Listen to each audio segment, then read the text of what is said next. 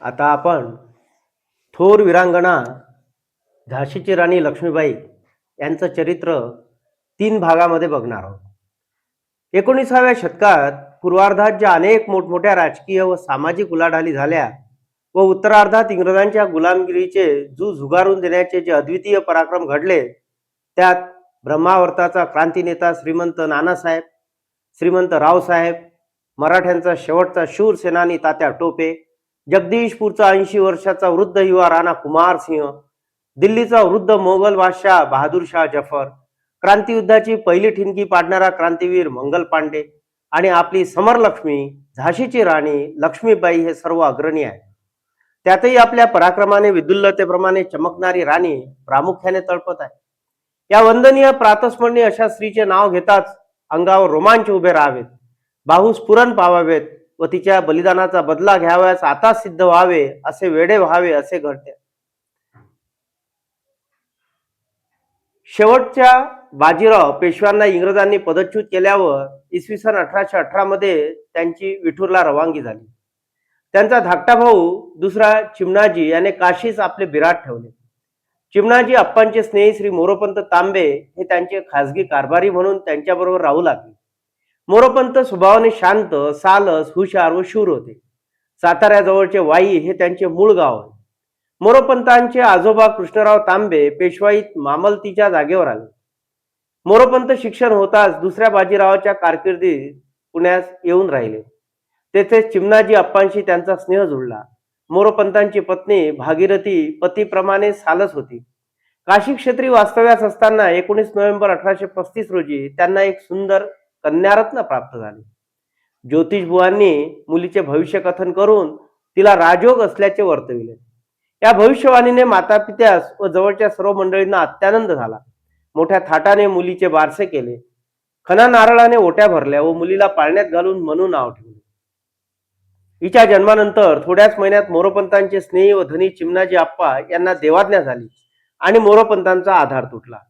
ब्रह्मावर्तास बाजीराव यांना कळताच त्यांनी लगेच मोरोपंतास आपल्याकडे बोलावून घेतले व आपला खासगी कारभार पाहण्याच्या कामावर त्यांची नेमणूक केली. मोरोपंत आता बाजीरावांच्या आश्रित म्हणून राहू लागले. बाजीरावांना नानासाहेब, रावसाहेब व बाळासाहेब अशी 3 मुले होती. तिघेही हुशार, देखणी व तरतरीत होती.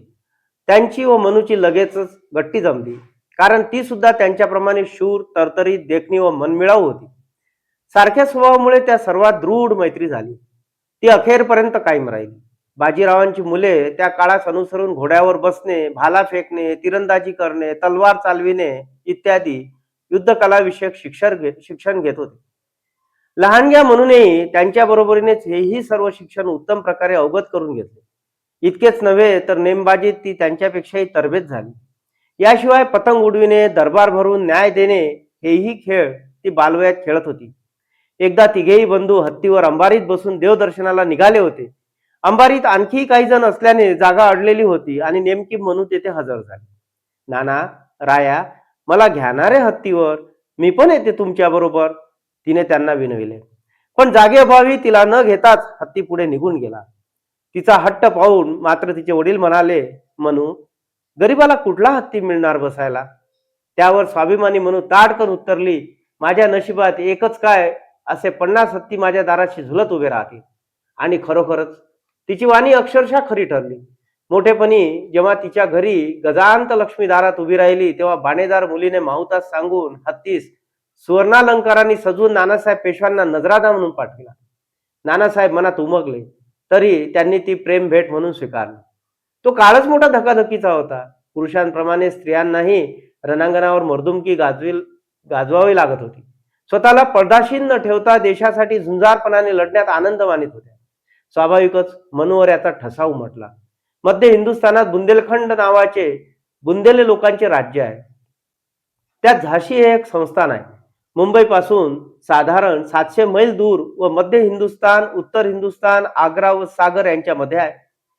ह्याच्या भोवती ग्वाल्हेर, दतिया व ओरछा ही लहान मोठी संस्थाने होती. त्यावेळच्या अंधाधुंदीचा फायदा घेऊन जेव्हा शिंदे बंडाचा उठाव करीत, तेव्हा झाशीत राहून त्यांचा बंदोबस्त ठेवणे जास्त सोयीचे होत असे व याच सुमारास इंग्रजही भारतात सत्ता दृढ करण्याच्या प्रयत्नात असल्यामुळे त्यांच्या लेखी झाशीचे फार महत्व होते व त्यास आपल्या सत्तेखाली केव्हा आणू यासाठी ते संधीची वाटच पाहत होते. इसवी सन 1720 मध्ये बुंदेलखंड येथे राजपूत राजा छत्रसाल राज्य करीत होता. त्यावेळी मोहम्मद खान बंगश या मुसलमान सरदाराने बुंदेलखंडावर स्वारी केली तेव्हा छत्रसालाने पहिल्या बाजीरावास मदतीसाठी बोलाविले. बाजीरावाच्या पराक्रमाचा डंका त्यावेळी अलम हिंदुस्थानात गाजत होता. त्याने सैन्यासह येऊन बंगशाला पार पिटाळून लावले. यावेळी राजा छत्रसाल वृद्ध झालेला होता म्हणून त्याने आपली 2 मुले व बाजीराव हा तिसरा मुलगा मानून तिघांना राज्य सारखे वाटून दिले. त्यावेळी बाजीरावाच्या वाटेला आलेल्या भागात झाशीही आलेले होते.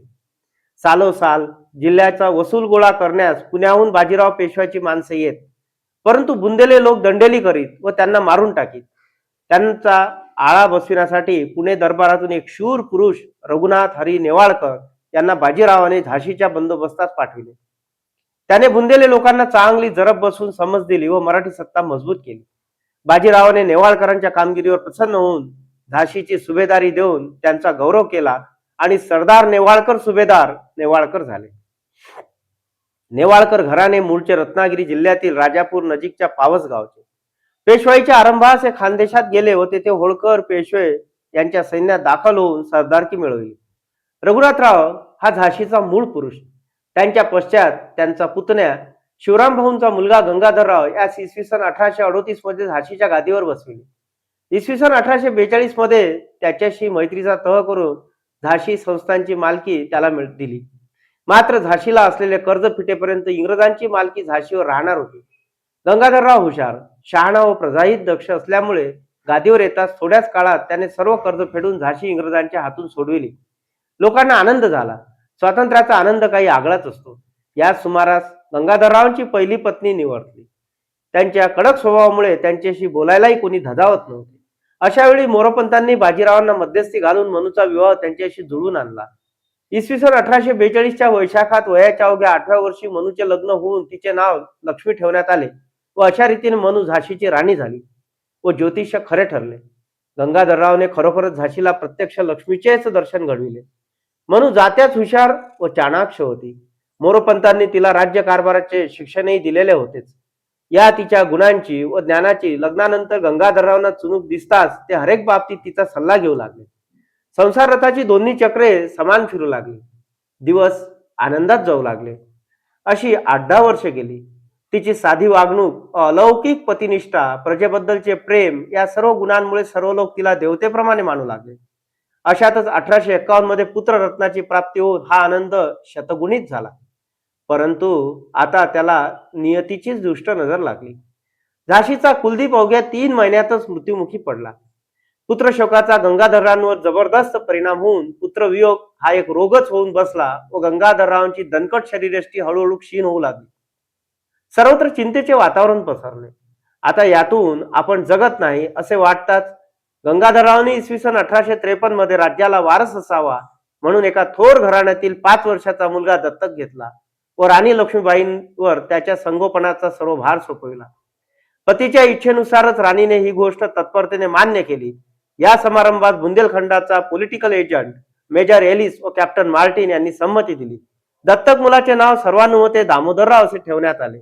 निश्चित मनाने गंगाधरराव झाशीचा राजा 21 नोव्हेंबर 1853 रोजी स्वर्गवासी झाला. राणीचे वय अवघे 18 वर्षाचे होते. वैधव्याने ते सर्व जाळून टाकले. मोरोपंत विकल झाले. पुढील भाग 2 मध्ये.